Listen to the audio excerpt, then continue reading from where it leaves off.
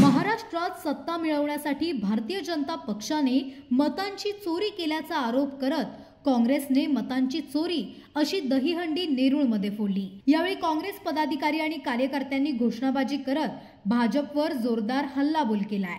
काँग्रेसने स्पष्ट इशारा दिला की आगामी नवी मुंबई महानगरपालिका निवडणुकीत भाजपला जागा दाखवल्याशिवाय ते शांत बसणार नाही।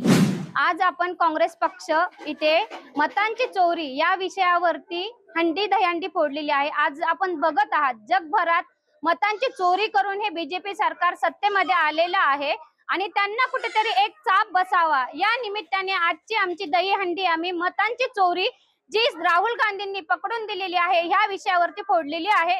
की लहान मुलं हे आपल्या देशाचे भविष्य आहे आणि हे त्यांना जाणून दिलं पाहिजे, लोकांनाही कळालं पाहिजे की सरकार कशा पद्धतीमध्ये स्थापन झालेला आहे आणि मत चोरी करून त्यांच्या सत्तेमध्ये आलेला आहे।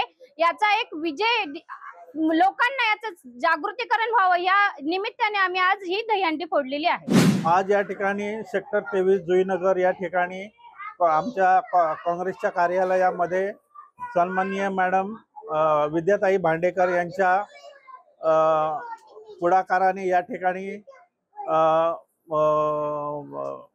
जो मतचोरीचा जो विषय आहे त्या विषयावर आज या ठिकाणी दहीहंडी फोडण्यात आलेली आहे। आज सन्माननीय राहुल गांधी साहेब यांच्या आशीर्वाद आणि प्रियंका गांधी यांच्या पुढाकाराने या ठिकाणी संपूर्ण देशभरामध्ये मतचोरीबद्दल आंदोलन होत आहे। त्यामुळे सगळ्या नागरिकांनी जागरूक व्हावं अशी मी सर्वांना विनंती करते आणि त्यांच्या या निषेधार्थ म्हणून आज या ठिकाणी छोट्या बालकांनी दहीहंडी फोडण्यात आलेली आहे। आजच्या या 15 ऑगस्ट स्वातंत्र्य दिनानिमित्त मी सर्व भारतीय नागरिकांना हार्दिक शुभेच्छा देतो आणि थांबतो। नमस्कार।